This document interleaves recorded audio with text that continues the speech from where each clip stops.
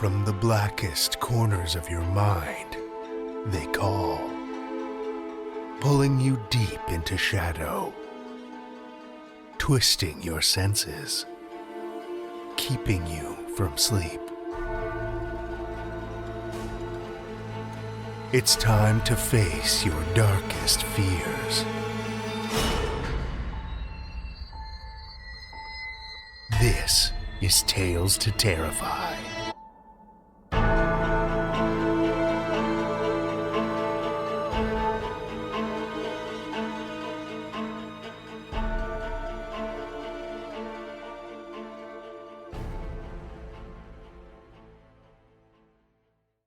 Good evening, children of the night, and welcome. We have one longer tale for you this evening about a company with ancient roots who serves some very thirsty clients. Our story tonight comes to us from Jason Sabbagh. Jason Sabbagh was born and raised in New England, where he currently resides with his wife and 2 children. His short story, Backdoor to Paradise, was featured on the Kai Dunkai Ghosts and Supernatural Stories podcast in August 2023. And his short story, Preview, was published in the anthology Learning to be Human by Flame Tree Publishing in January 2024. He is currently seeking representation for his debut novel. Children of the Night, join me for Jason Sabbagh's The Last Fare to Essex, a Tales to Terrify original.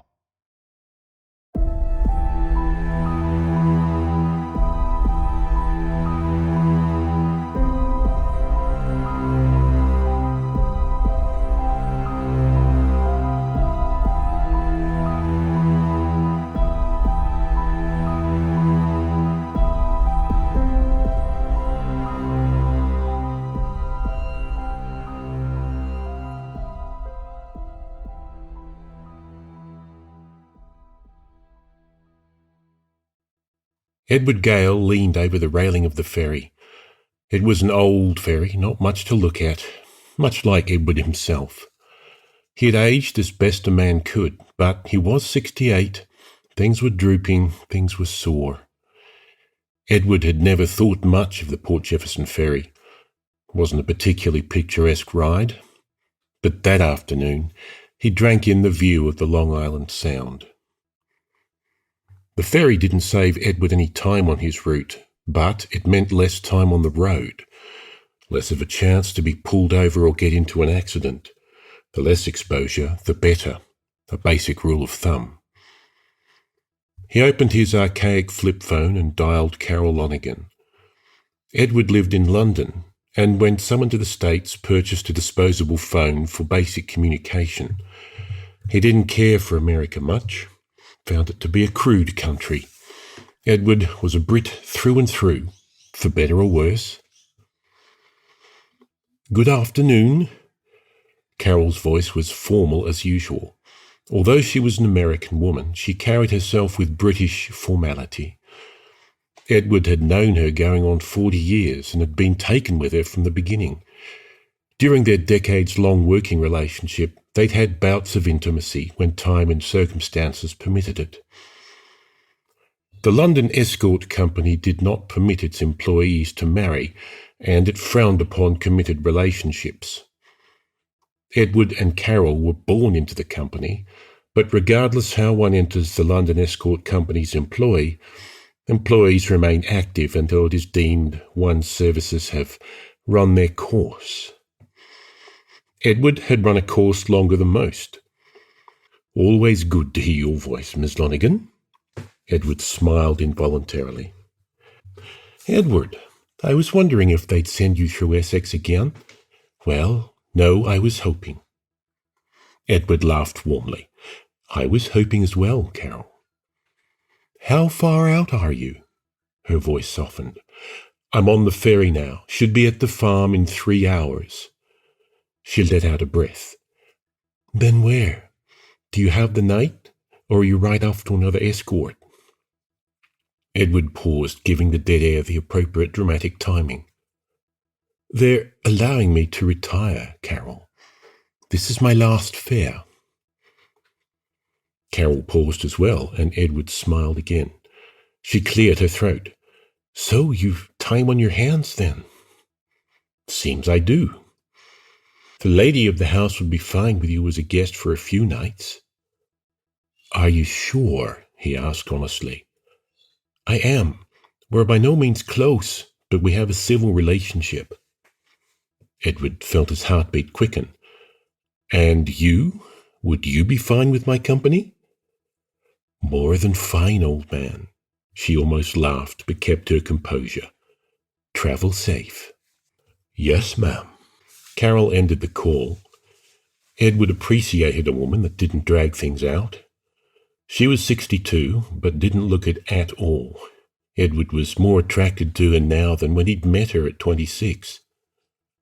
He lingered at the ferry edge until the automated announcement sounded for all passengers with vehicles aboard to return to the hold. Edward followed the stream of weary travellers down the light stairwell to the car park area in the bowels of the boat. A man innocently started his car in the confined space before the exit door had opened, and 20 different people screamed at him. There was always one. The man apologised profusely, and a woman holding a child wailed with raw hatred about carbon monoxide poisoning and her lawyer, and posting his picture on social media. Edward wondered if she actually believed what she was screaming about. The man had turned his car on for 5 seconds. There was plenty of ventilation in the car park hold. There was no legitimate concern at all. The woman looked at Edward. Her expression was a plea.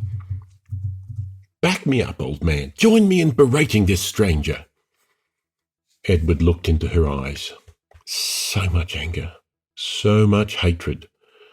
It didn't really matter if she believed her baby had been legitimately put at risk. She would have to expel all that bottled-up rage at some point at someone. Edward remained stoic, giving her nothing. Americans were an absurd people. That woman didn't understand the meaning of victimhood. Didn't know that she stood 5 feet from true terror. Once she realized she wouldn't get the reaction she desired, she waved Edward off. Asshole, she muttered, and continued ranting about her lawyer. Edward stepped into his custom black Lexus SUV.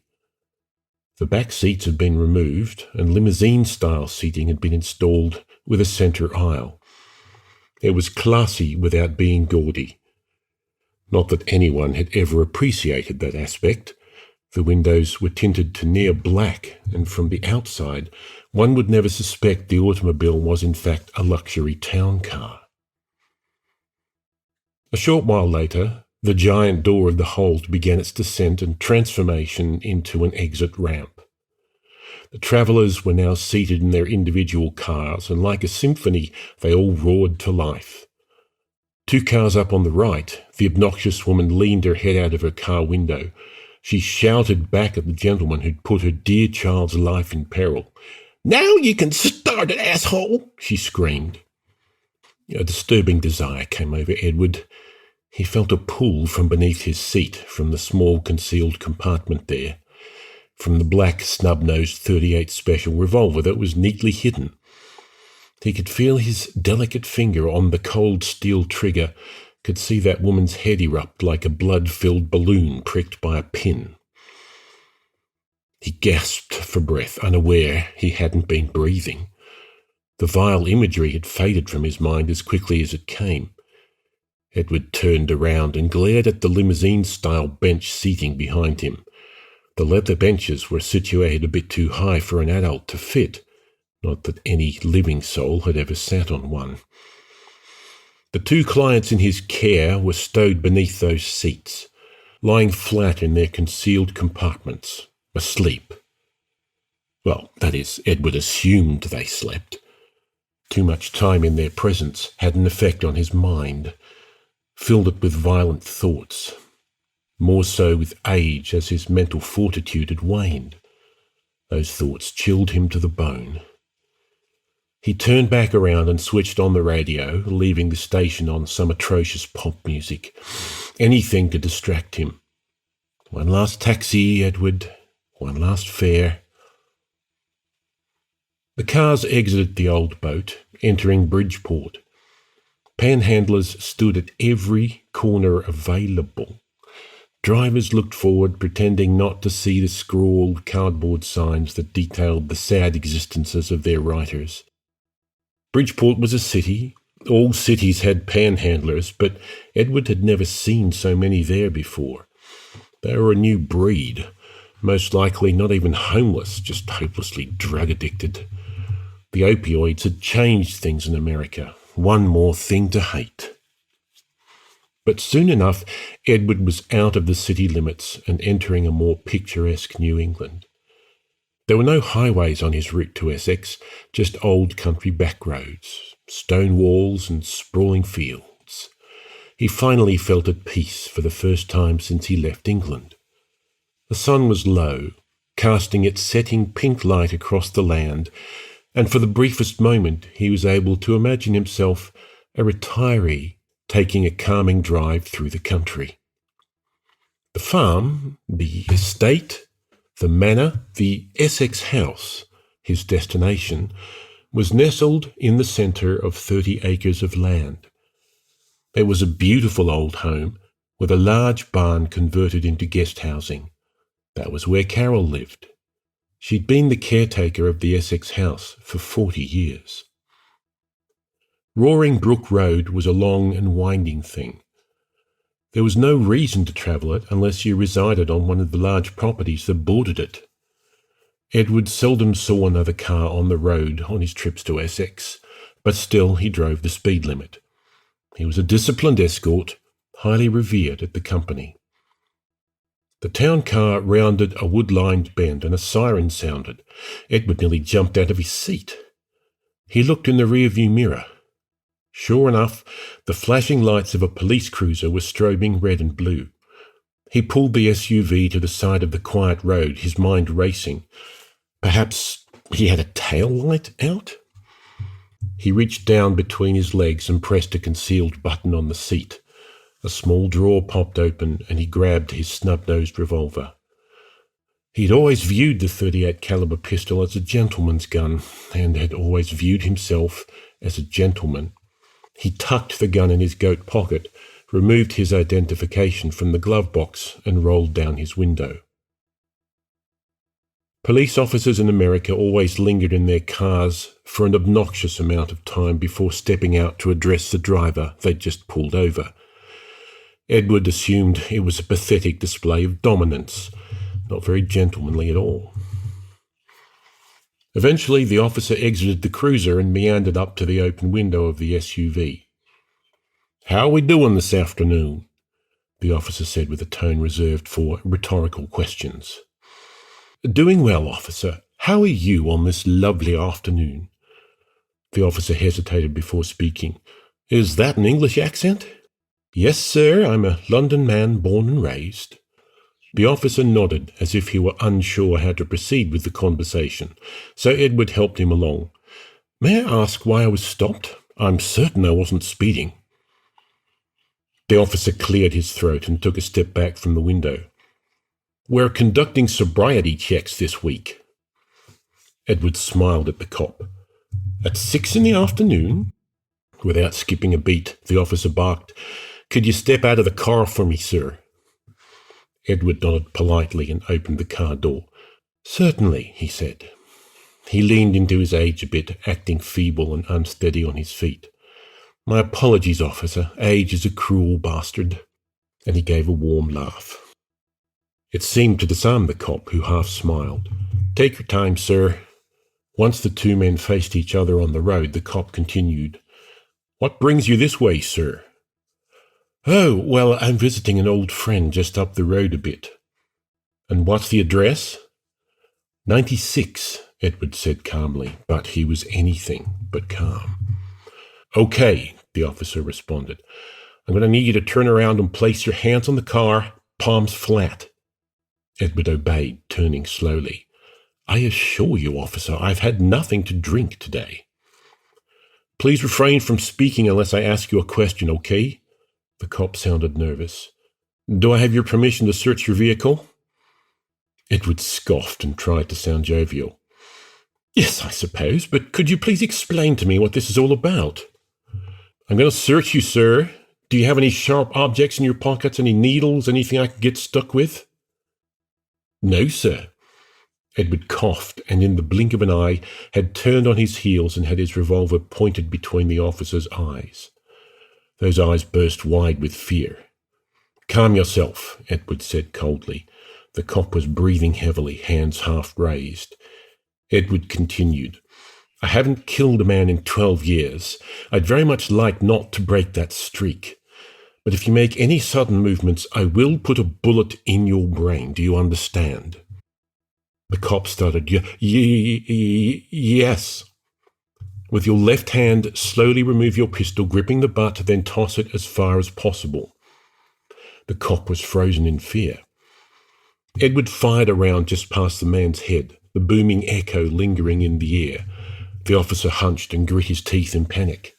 Now, please, Edward said. The cop brought a shaky hand to his belt and wiggled the gun from its holster, then half-heartedly lobbed it to the side of the road. Please, he stammered out. Edward sighed. You have one chance to save your life, officer. I do hope you take it. I will, he pleaded. What is this, and why did you pull me over? Sobriety, Edward sighed again, cutting the cop off. Tisk, I thought you wished to live through this. Wait, the cop screamed. Okay. Go on, Edward said. We're looking for drugs, he whimpered. Drugs? Explain. We've had 5 overdoses out this way so far this year. We wanted to know how the stuff was getting in, and we've seen these fancy cars heading out to the old farmhouse a few times this year, to 96 Roaring Brook. Then we saw your car pass through town, and we figured maybe you were bringing it in. He started crying. Edward let out a long breath. You have no idea how wrong you are. Please, sir. Shut your mouth, Edward said with venom. The cop obeyed. With his free hand, Edward retrieved the flip phone from his pocket and dialed Carol Lonergan. She answered immediately. Everything all right, Ed? He sighed. I'm afraid not. Edward heard a fraction of the blast before the bullet entered his temple and lodged both itself and shards of shattered skull into the soft tissue of his brain. His tired body toppled to the pavement and convulsed a bit before finally coming to its eternal rest. The cop was frozen in terror, the gunshot ringing in his ears. He heard a woman's voice shouting from the old cell phone on the pavement, then bent at the waist and vomited. Bill! A voice shouted. Bill, it's Davy! The officer, Bill, spit the foul taste from his mouth and stood back upright. He turned to see Davy Hooper, a fellow Essex PD officer, running towards him, gun drawn. Holy shit, Davy whimpered. I shot him! Both officers looked down at Edward's lifeless body, blood pooling around its head. Davy continued, He had a gun on you! I had to, he said, reassuring himself. Bill looked at his colleague. You had to, he agreed. Davy, Jesus, thank you. The two men hugged. Bill continued, There was no way he was going to let me live. You had to shoot him. I had to, Davy said again. Then, I'm going to throw up. And he did. Carol Lonergan put the antique rotary phone headset back on the receiver. That was a gunshot. That was unmistakably a gunshot. Her hand was trembling. Edward must have been the shooter. Edward was the most capable escort the company had seen in a lifetime. He must have dropped his phone while handling the problem, whatever it was. She jotted down the cell phone number that Edward had called from on a message pad next to the phone. Her hand touched the phone, then she retracted it. Give him time, Carol, she thought. Edward knows what he's doing. There was a protocol. Carol always followed protocol, yet she hesitated calling the London office. If Edward handled whatever issue had come up, maybe London never needed to know there was an issue. She let out a long breath. No, That was the type of thinking that ended in exsanguination, in a burned corpse. Carol had not retained her position as caretaker of the Essex house by thinking she was smarter than the company. There are rules. If one wishes to live, one follows the rules. She moved from the sitting room down the long dark hallway to the den. In the den was the desktop computer with all its gadgetry. Carol could navigate it enough to contact London, but its inner workings were a mystery to her. The computer was a foreign object in the Essex house. Its modernity was out of place there. The desk it sat on was carved from oak by hand in 1732. Carol typed in the password, then another, and another. She was told it was encrypted, as if she knew what that meant. Safe, she assumed. The company did everything safely. A window came to life on the computer monitor. James Irving's tired face filled that window. He'd clearly been sleeping. James rubbed his eyes and looked into the camera on his end, directly at Carol. "Blue," he said in his dainty voice. "Caboose," Carol replied. "Pear," James fired back. "Serving tray," Carol replied. James sighed. "Good, very good. What's the matter, Miss Lonigan?" Carol was firm and emotionless.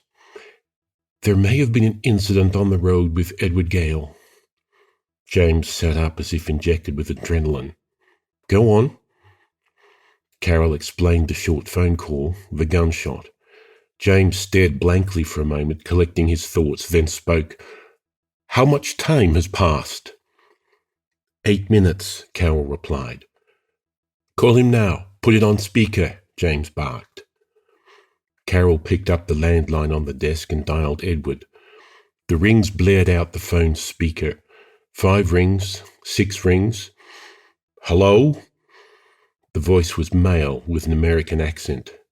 James swiped his finger across his throat, his eyes wide with panic, and Carol hung up the call. "Bloody fucking hell," James grunted. Carol felt tears coming. "We have to assume that Gale is dead.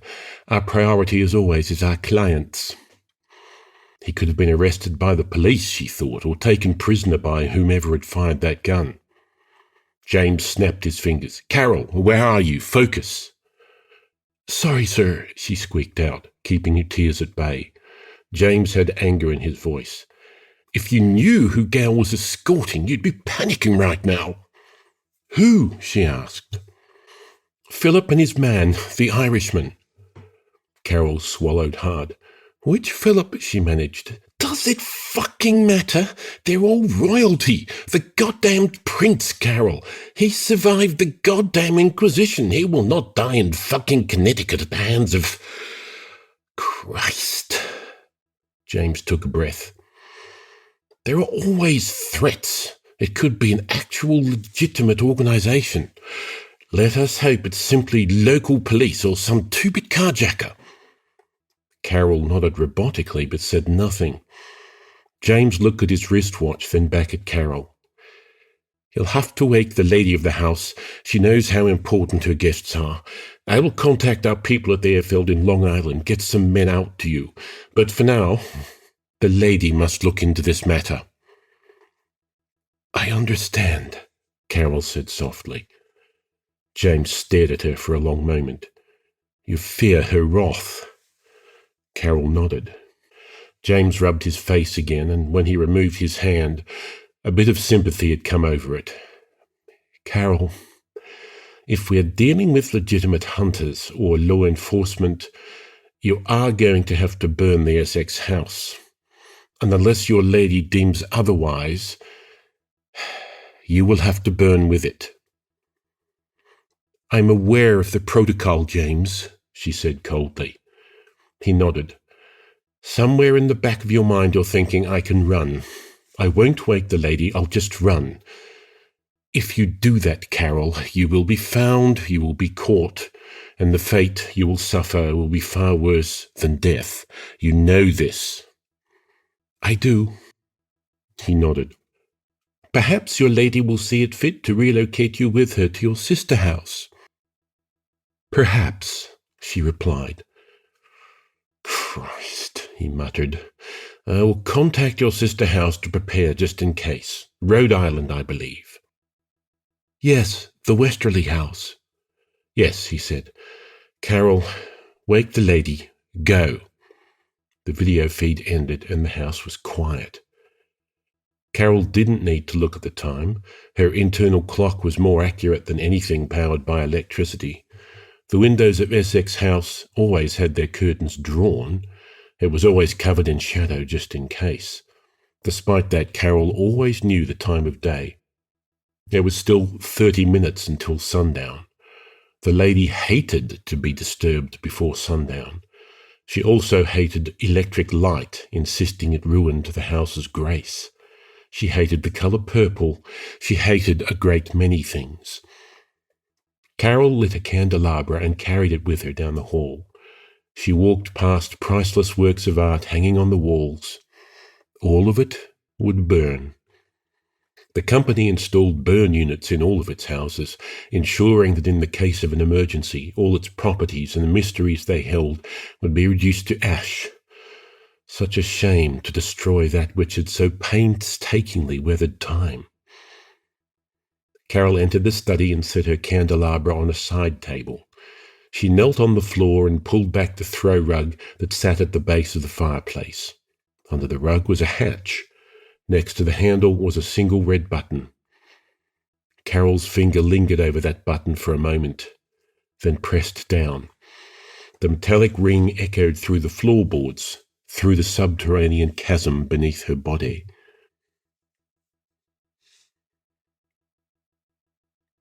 Sam White sped down the roaring brook road. The sun was near set and the glare on his windshield was blinding. In the 20 years that he'd been the chief of the Essex Police Department, none of his officers had ever shot a person. He'd never fired his own gun in the line of duty. Poor Davy Hooper, he sounded like a broken man on the phone. I shot him, he'd said the statement 5 times in a row.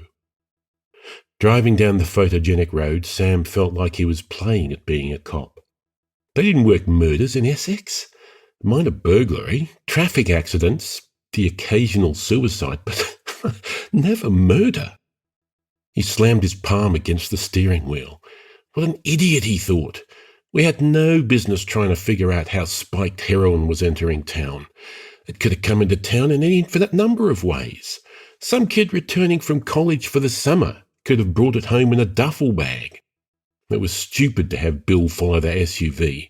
What if it was some kind of drug cartel? What was Bill going to do? What would any of them do?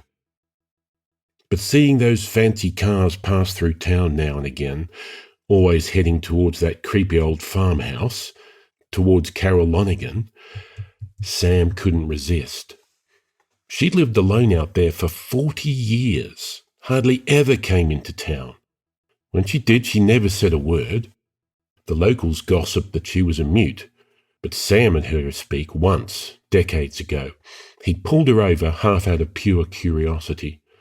She answered his questions and he had let her go with a warning. She was only going 10 over the limit. Sam's cruiser rounded the sharp bend and the scene came into view. Bill stood in the road, waving his arms frantically as if Sam could drive by him without noticing his presence. Cut them some slack, Sam thought.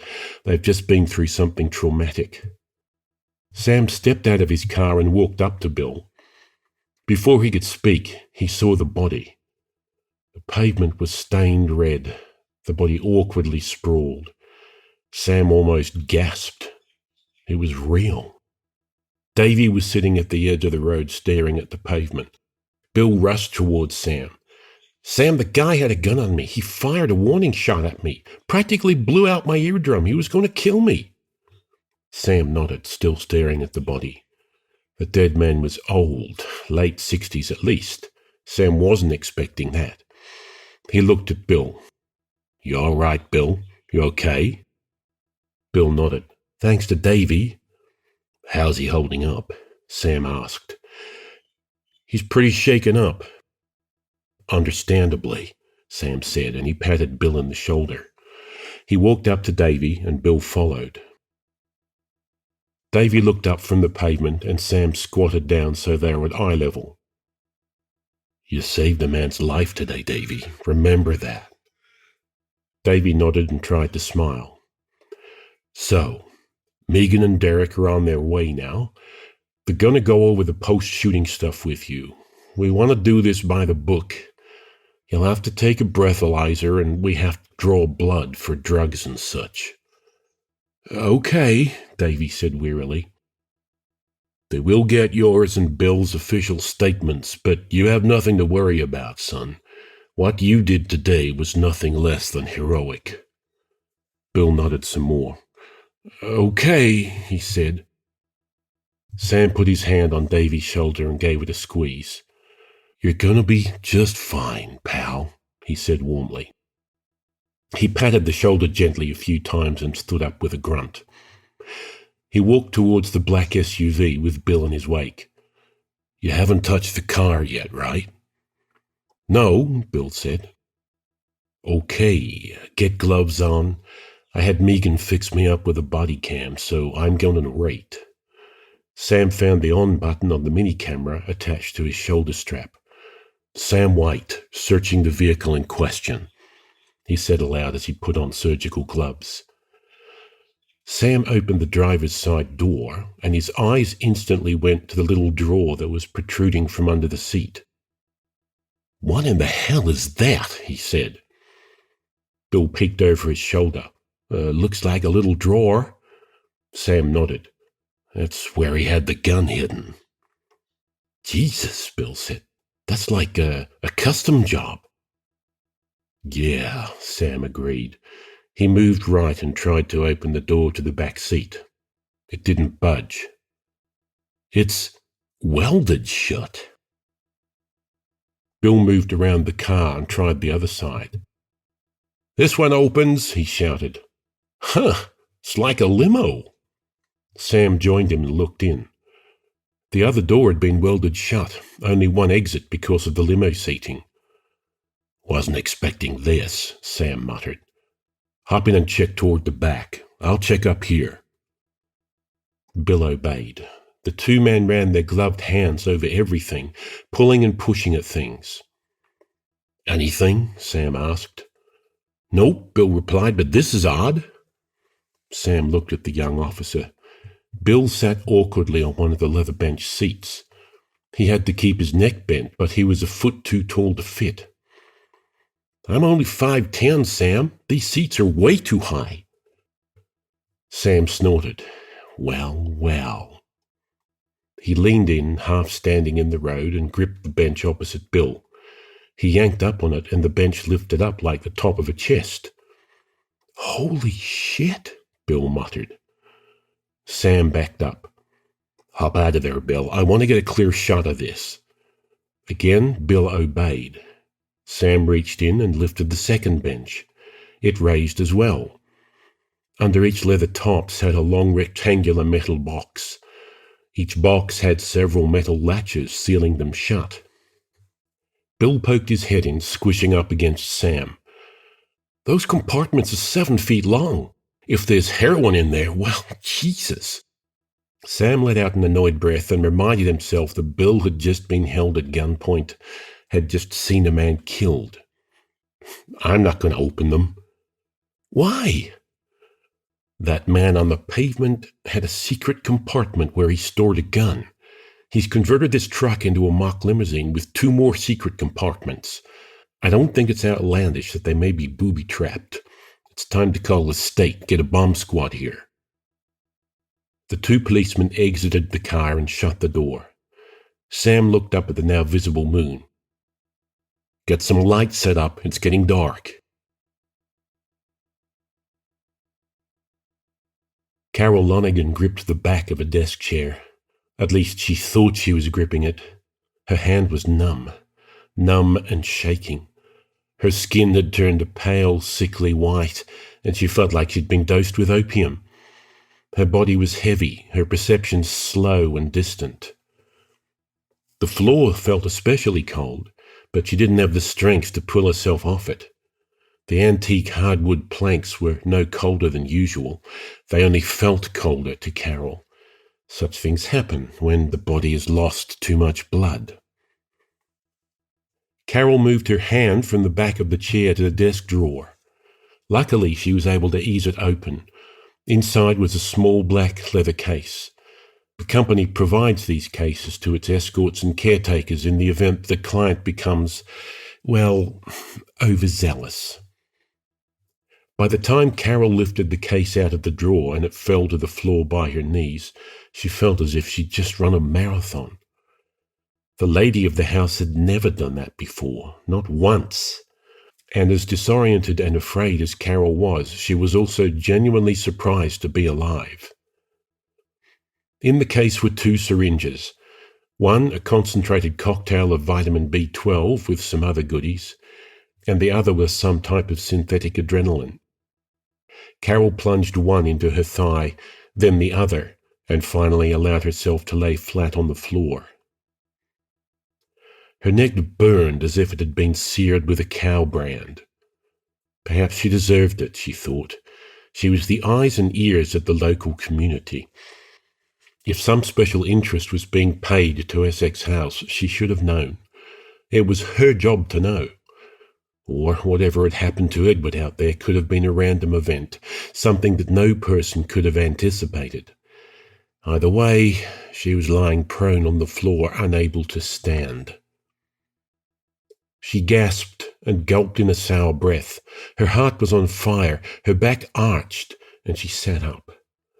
A surge of energy had struck her body like lightning. Her skin ran colder, paler, her vision tunneled, but she stood quickly like a spry 20-year-old. This is false, she thought. I'm going to have a heart attack. But there was only the one course of action: move to the phone and wait for the call. The hatch was still open, and she reached to shut it, then stopped.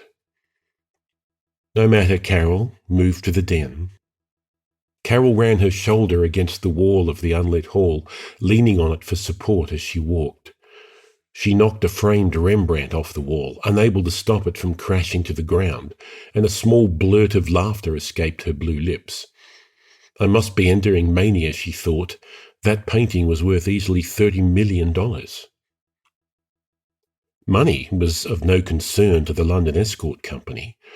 Their many vaults of antiquity put the Vaticans to shame. Eventually, Carol reached the den and sat at the computer desk. It had been, a half hour since she spoke with James? The Long Island airfield, and thus any men coming to her aid, were a 4-hour drive. She may have to drive a car, she thought, if the situation with her guests was dire. It was 2 hours to the Westerly house. Carol had visited the sister property once, a lovely estate. But the thought of driving seemed impossible. The lady of the house could drive, although that was an assumption. Carol had never seen her drive. Another manic giggle erupted from her belly. The lady of the house, Prince Philip of Spain, the legendary Butcher of Dublin, and Carol Lonergan riding in the back seat, being escorted by them. That didn't seem likely. Carol Lonergan burning to ash with the Essex house. That felt more accurate. No matter, there was nothing she could do to change her circumstances. Why speculate? The phone rang. Somehow the phone had added 10 pounds to its weight, but Carol managed to lift it to her ear. She said nothing, just listened. Then a minute later she said, "Yes, my lady." And she returned the phone to its cradle. Her hand found the computer mouse and she wiggled it, bringing the sleeping monitor to life. The encrypted viewing window opened once again, black for a minute, then filled with the scene of the regal-looking London office. No person sat before the camera, though, which was odd. Carol squinted and leaned close to the computer screen, then gasped. The naked, pale body of James Irving was hanging by a rope in the back of the bookshelf-lined room. The rope was tied around his ankles, his corpse hanging upside down, his flaccid penis poking straight out, horizontal under the cruel command of gravity. His arms dangled below his head as if he were performing some grotesque gymnastics. Hoses were attached to each of his wrists, both red with the draining blood, each ending in collection bags resting on the ground.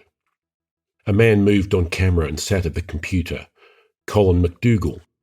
Carroll had dealt with him before, a crude man. Colin smiled into the camera at Carroll. I take it you've concluded your meeting with Mr. Irving. He smiled. Carroll remained silent. Colin sighed and rolled his eyes. Oh, fuck off then. He pointed back over his shoulder at the hanging corpse. I promise you, Miss Lonigan, better to go peacefully and be drained once you've passed on. A lot better than a live feed. He pointed at her, then at his own neck. I see you've had a go of it. You're looking a bit green. You're fit to carry out your duties? Yes, she replied. You know why old James is hanging behind me? No, she replied. Colin lit a cigarette. He's hanging there because at this very moment our clients in Essex, clients of ours that we are charged with protecting, that we are charged with serving, are out there in the bloody woods protecting our interests. There's something queer about that, isn't there, Miss Lonigan? The clients doing the job of the people they employ. Bit mixed up, innit? Yes, she replied. Old James here, well, he got sloppy. Hasn't been any trouble out your way in, well, never, has there? No, she replied. James had no one at the ready. Our nearest operators are 4 fucking hours out from Essex. What the hell kind of setup is that? Sloppy. And why? To save money on having a few men stationed with you at Essex House? Goddamn sloppy. Well, now he's hanging by his feet. Carroll took in a deep breath, mustered her energy and smiled. Well, Mr. MacDougall, I'm very glad that you are not a sloppy planner. I would hate to see you hanging by your ankles. Colin laughed and took a drag of his cigarette. Cheeky old bag, aren't you? I reckon we'd get along brilliantly. I'm sure, Carroll replied. All right, give me your report then. The lady of the house has instructed me to initiate the burn.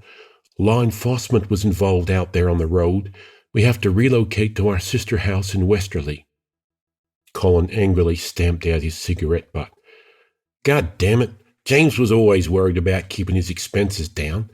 Now look, tens of bloody millions going up in flames tonight. They're not going to love that at the main office. Carroll remained silent, letting the man rant. All right then, no point in sending out our men on Long Island. Burn it, go, get our clients to Westerly. He paused and glared at her. Jokes aside, you look like you took one on the chin. Can you drive? Can you get them there? Yes, she said. He glared some more, then, fuck me, no, you sit where you are. I'll have someone from the Westerly house come to you. How goddamn sloppy this all is. We are the London Escort Company, not some goddamn 2-bit operation. Carroll cleared her throat. Perhaps we can meet halfway so as not to delay our departure. We don't know if more law enforcement is en route to us. Colin rubbed his face and nodded. Call me in 20 minutes. I expect you'll be on the road with our 3 VI fucking P clients sitting comfortably with blood-full bellies in your town car. I'll have an address for you to meet the Westerly people. Understood. Do not fuck this up, Carroll. She nodded and he ended the call. Carroll stood and her vision filled instantly with black spots. She wouldn't be able to drive. Furthermore, she would have to explain this to the lady of the house without any accusation that the lady herself was responsible for Carroll's inability to drive. She laughed again, this time longer, until a coughing fit ended its run. She attempted to visualize the scene. The prince and the lady would surely be seated in the back. The prince's Irishman would drive, and Carroll would ride up front beside him, beside the butcher of Dublin. Could she stomach that, she wondered? Philip had dined in noble courts. had been a diplomat and was for at least a short time a sophisticated man. As for the lady, she and Carroll had shared 40 years of time together. It wasn't pleasant, but Carroll knew her moods. But the butcher! How could she share air with that abomination? He was the very thing the children feared and that adults pretended they didn't fear. His exploits during the Great Famine of 1847 were legendary. Over 1 million dead in South Ireland, but not all of starvation as the history books do claim. With death at such a mass scale, there was no need for the butcher to curtail his nightly activity, no need to conduct himself as a member of a civil society. He devoured whole villages, the deaths attributed to disease. No, she couldn't sit with him, make small talk. Then she cried, which was rare. Carroll never allowed herself to feel wronged, to succumb to woe's me. She'd burned that part of her humanity out of her brain a long time ago. Her mother was owned by the company. She was born a servant to the company. Crying about it solved nothing. And Edward, just 40 minutes ago she'd been agonising over what dress to wear to dinner with him. Now he was dead, and she could hardly stand. Her joy had been carved from her heart with a spoon. Fuck them, she thought. Fuck them all. Megan and Derek drove along Roaring Brook Road. With no streetlights and tall dense woods surrounding it, the road was exceptionally dark. Megan was driving the cruiser. She wasn't technically a police officer. She worked in the small precinct doing clerical work, handling IT issues, answering phones. Most of the officers directed their questions to her rather than Chief White. Sam, after all, didn't know a computer from a typewriter. Megan never responded to calls. It wasn't her place to. She had no legal authority to make an arrest, despite the fact that she handled all the necessary paperwork. She existed in a legal grey area. By no means should she be allowed to perform the majority of tasks she was asked to perform. But Essex was a small town, and really, who cared? Derek was the low man on the totem pole, having been on the force barely a year. He stared down at a manual as the car barreled through the night. Essex had never had an officer-related shooting. He and Megan had to do a bit of brushing up to ensure they handled the matter perfectly, so there'd be no doubt that Davy Hooper was in the clear. The manual is referencing departments that we don't have. I think this only applies to cities, Derek muttered. Megan nodded along. This is going to sound cynical, but it's the truth. Derek looked up from the book and turned to her. He worshipped her, not that she knew, or maybe she did. How she was single was a mystery to him. A bunch of guys had tried for her and struck out, and thus, as arrogant men do, assumed she was a lesbian. But a few months previous, Derek and Megan were working the night shift and had some relaxed personal conversation over Chinese takeout. They think I'm gay, right? She said with a mouthful of lo mein. Derek smiled shyly. I plead the fifth. She liked that, and smiled with him. I'm not gay. I'm just not desperate, she said playfully. Since that shift, Derek had felt a special bond had been formed between them, and 2 months later he was hopelessly in love. So in the cruiser heading towards the scene of the shooting, he gave her his full attention. What? He asked. No matter what the manual says, as long as the deceased has no one making waves about what happened, no one will ever look at our reports. And if he is some drug dealer from out of state, no one will make waves. This will be a story for a week, and that's it. Don't get nervous. Derek smiled and let out a breath. I'm not nervous. I just want to make sure this goes smooth for Davy. Megan nodded. I know. Most guys would eventually turn the guilt of killing someone into pride, like a defense mechanism. Embrace the heroism of it. But Davy, he gets down on himself. The divorce really sent him spiraling. This is going to be a lot for him. Derek felt a sting of shame. When Sam called him about the shooting, Derek's initial reaction was jealousy. He wished he'd gone to back up Bill, wished he'd been the badass cop that shot a drug dealer. He didn't want Megan to think of him as most guys. Don't be a typical guy, Derek. Be the guy. The cruiser rounded the large bend in the road and its headlights illuminated the scene. There were 4 cars parked. Davy's cruiser sat alone, a ways away from the others. He'd crept towards the suspect on foot. Then there was a line of 3 up ahead in the right, a black SUV and 2 cruisers behind it. 4 cars, 0 people. Megan put the cruiser in park, 50 feet back so that her high beams fully lit the area. "Where are they?" she asked the windshield. "In front of that black truck, I guess. I can't see. That must be where the body is," Derek replied. The 2 exited the car and gathered the blood-drawing equipment. The sound of Derek's heavy police-issued boots on pavement was the only sound other than the gentle wind. He walked a few paces ahead of Megan, hoping to give the sense that he was a protector. He stopped at the first cruiser, still unable to see in front of the black SUV. "Chief!" he shouted, his voice echoing through the woods. No response came. Derek turned back to Megan, who'd stopped a few paces behind. "This doesn't feel right," he said. "Where are they?" Megan didn't respond. Her eyes scanned the scene. Derek retrieved his cell phone and dialed Sam White. The digital melody of a ringtone sounded somewhere up ahead.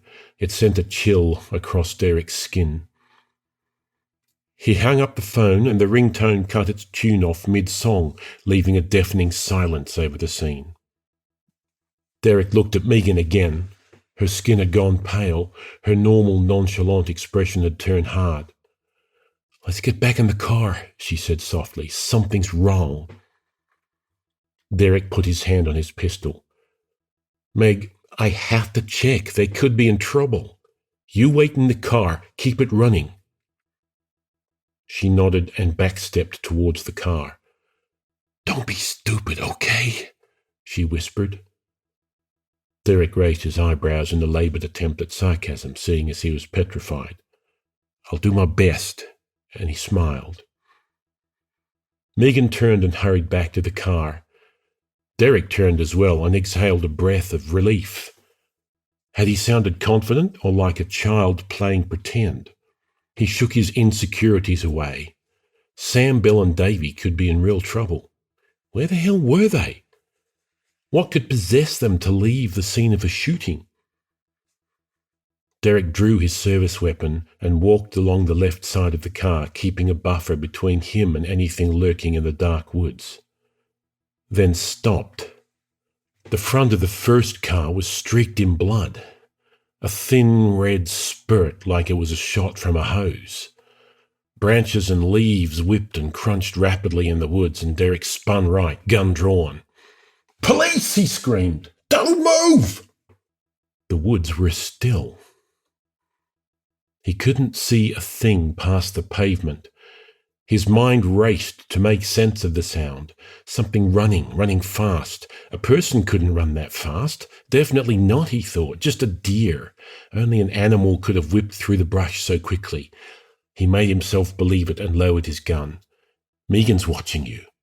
He took a deep breath and stepped forward. A pool of blood blanketed the pavement between the first and second police cruiser. His hands were shaking. This wasn't the drug dealer's blood. Sam would never have parked his cruiser on top of the murder scene, and where was the body? The realization lit him on fire with panic. This blood belonged to one of his friends. He took a step backward, then another. Megan dug through the centre console of the car for her phone. She hadn't brought a purse, and women's pockets couldn't accommodate a phone. She stopped, calmed herself, and found it. There were no missed calls, and her only thought was to call 911. A nervous snort blurted out of her nose. She was 911. She looked up from the phone, out the windshield. Derek wasn't in sight. Megan's heart began to race. Relax, he's crouched in front of the black truck investigating. On instinct, she dialed her mother. "Hi, honey." Her mother's voice sounded too happy. That's how she sounded after 2 glasses of Chardonnay. The noise in the background was obnoxiously loud. "Hi, Mom," Megan eked out. "Honey, I can't hear you. I'm out to dinner with Dad. I'll call you in a little bit, okay?" "Okay, Mom." Megan hadn't realized she was crying until a tear fell from her cheek onto the phone resting on her lap. The phone blared with muffling sounds, and she heard her father's muted, groaning voice, then her mother's, "Oh, calm down, George, it's Megan." Then her mother's voice came in full again. "Oh, your father is all in a huff about picking up the phone in a restaurant. I'll call you later, honey." And the call ended. Megan glared out the windshield. Why was he taking so fucking long? A high-pitched scream, like screeching tires on asphalt by way of an opera singer, pierced her eardrums, and Megan cried out in pure fright, "Derek!" She wailed instinctually, but nothing was out there, no movement. She blurted out a sob and sucked it back up her nose. "I'm sorry," and she put the car in reverse, then back in park, then screamed again, "Derek, come on!" A sudden thud hit the roof of her car like a tree had just fallen on it, and Megan screamed at the top of her lungs, jumping a foot out of her seat. Carol Lonergan wobbled on shaky knees as she descended the half staircase that led to the 6-car garage of Essex House. She was certain then that she would not live much longer. It was as if she were already a corpse, given a jolt of electricity so that it may carry on a bit longer. She felt for the light switch, and one by one, the overhead lights clunked alive in the massive garage. The lady of the house, much to her annoyance, had packed 4 large bags and dragged them to the garage. The lady had no choice in the matter. Carol, at the time, was a near bloodless pile of skin crumpled on the floor of the study. Carol walked up to the suitcases. They were waiting beside the black SUV that her clients would be taking to Westerly House. One of the cases was hard plastic and cold to the touch. She opened the case and a frosty mist escaped. 30 or so IV bags of blood were packed tightly in the frozen case. I could give myself a transfusion. The thought made her heart quicken with hope. Then she laughed her newfound manic giggle and shut the case. No more denial, Carol, it's over. There was only one thing left to do that would bring her any peace. She couldn't kill them, she knew that much. As far as she knew, the only thing that could was the rising sun, and it was 7 p.m. But she could make it difficult for them, truly difficult. The lady of the house had lived a pampered existence for 40 years, never worrying about food or safety. Carol could change that. The idea that she could put fear in the stillborn hearts of her guests felt like victory. The shock they would feel, being alone in the woods, hours from Westerly, having to run like prey for a change. They'd all done it countless times over, before the establishment of the London Escort Company in 1710. But it had been so long since they'd had to, perhaps they forgot. Perhaps a pampered life had made them soft. Carol was to load the suitcases, initiate the burn of Essex House, drive the SUV to the edge of the property and rendezvous with the clients, because she was a servant. A smile stretched across her face was a servant. Her first call was to the state police. At least 3 police officers have been killed on Roaring Brook Road, Essex. The gunmen are heavily armed. This is not a joke. Her second call was to Emily Whitmore, caretaker of Westerly House. "Hello," Emily said in a hurried voice. "Emily, it's Carol." Noises of a woman scrambling to prepare things blared through the phone. What a mess, she spat out. What a mess this all is. What happened out there? Carol spoke slowly with the tone of a disappointed teacher. Emily, stop what you're doing and listen to me. The noises stopped. Oh, God, what? Emily whispered. The company monitors our calls. This will be disconnected in a moment, so I need you to really hear what I'm saying. Is your lord in the house? No, he's out procuring quality individuals for our esteemed guests. Carol laughed again. She couldn't help it. How standard this has all become. Kidnapping, murder. Emily sounded confused. Carol, are you all right? No. Her adrenaline was dissipating and she suddenly felt heavy. They're going to drain you tomorrow and burn Westerly House. What? She said in honest disbelief. But I've done nothing wrong. You've been exposed. Your 4 clients will be met by an escort and brought back to London, and you will die. Emily cried for a fraction of a moment, then stopped. 20 fucking years, Carol. I'm sorry, honey, I truly am. Emily was a kind soul. A murderer, a torturer, yet still a kind soul. Carol felt a sting of shame for lying to her. You have one course of action. Initiate the burn now and run. There was a long silence then. They'll find me. Maybe, but what other choice do you have? Where are you going? Do you have a safe house? How much? The call was cut off. It took them longer than Carol had expected. She took a breath and stood slowly. The controlled burn unit was fixed to the garage wall. Carol shuffled to the metal box, which resembled a circuit breaker. She opened the panel and began flipping the levers. Kitchen, den, study, master bedroom, one by one she flipped.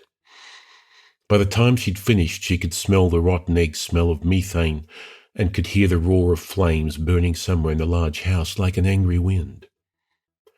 With the last ounce of her energy, she returned to the suitcases and sat. The sounds of a house in ruin grew louder. She laughed and coughed. Almost absent-mindedly, she unzipped one of the suitcases. What had the lady of the house deemed important enough to take with her? Sitting atop a pile of clothing was a tarnished metal hoop. Llewellyn's coronet, the crown of the last true prince of an independent Wales, stolen from the ashes of the once great kingdom of Gwynedd. Carol placed the fragile 13th century relic atop her head and laughed. Carol Lonergan, the last ruler of Essex House. Smoke scurried under the door to the garage from the main house. The heat had warmed to the air and it felt lovely on Carol's ice-cold skin. A high-pitched shriek echoed from some distant place, coupled with a bass-laden roar like some sickly lion. Fear me, she thought. The flames were dancing along the walls now. Carol smiled, took in a smoke-filled breath, and things went black.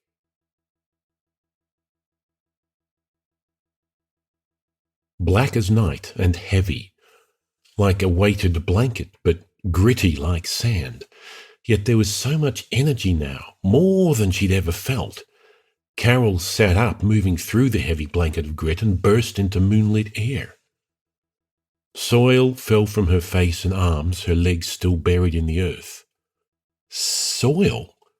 Her mind caught up with her body, and in a heartbeat she was standing upright over a shallow grave. She felt fit, like a 20-year-old. Even the skin of her breasts had regained its tightness, and they sat perky for the first time in 40 years. Her breasts. She was naked.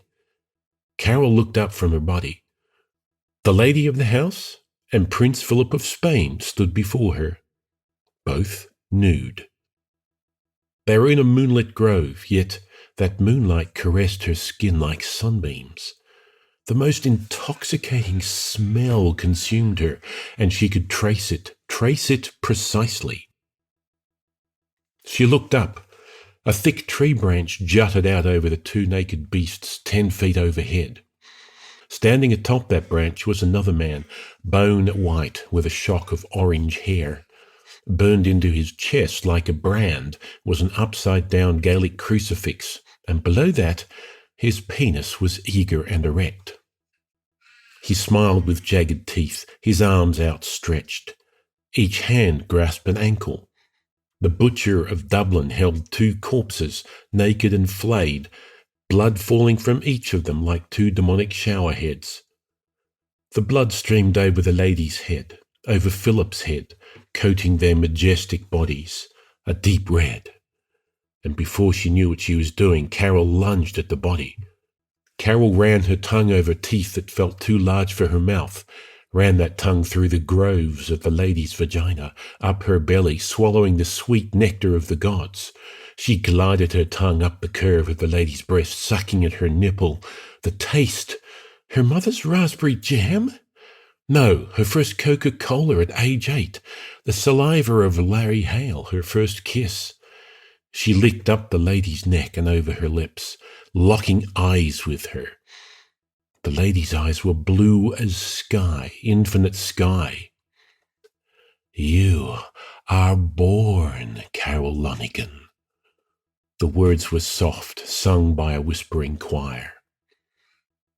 Philip's hand ran over Carol's shoulder. She whipped her head to him and ran her tongue down the length of his arm, lapping up virgin blood.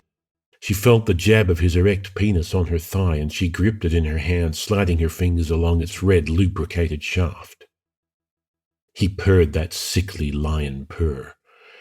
"Dare I say," he growled, "I've not felt so alive in centuries." The lady gripped Carol's breast. "What a gift you have given us, my new bride and daughter." Carol licked and slurped blood that pooled in Philip's ear as he purred on. "This is how it should be, the old way, the true way. We're not meant to be fed. We are meant to hunt." In unison, the lady and Philip stepped aside to reveal a young woman kneeling behind them. Her hands were bound behind her back, a rag stuffed in her mouth, and horror consuming her eyes. The vein on her neck pulsated like the plucked string of a harp. The world vanished. All Carol could see was that thick, pulsating vein, and she lunged.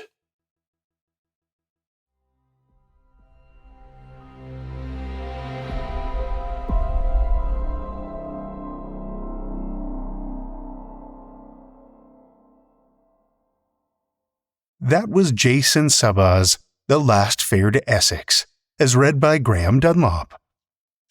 Graeme Dunlop is a software solution architect and voice actor living in Melbourne, Australia. He is the co-editor of the fantasy podcast, Podcastle, and used to host the YA podcast, Cast of Wonders. He occasionally tweets as @Kibitzer on Twitter. Thank you, Graeme.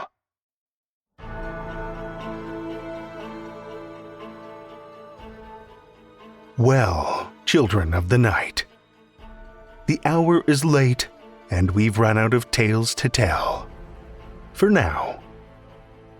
Tales to Terrify is made possible by the tremendous generosity of our supporters on Patreon and PayPal. Incredible fans like Lestle Baxter, Amanda Carrillo, Amanda Gottfried, and Orion D. Hegre, whose generous support keeps these lights on and flickering ominously. If you're not a supporter, head over to patreon.com/Tales to Terrify. You'll find all kinds of perks, like ad-free episodes, bonus content, and one-of-a-kind collectibles. Every dollar goes back into this show, and we appreciate your support so much. Want another way to support the show that doesn't cost you a cent?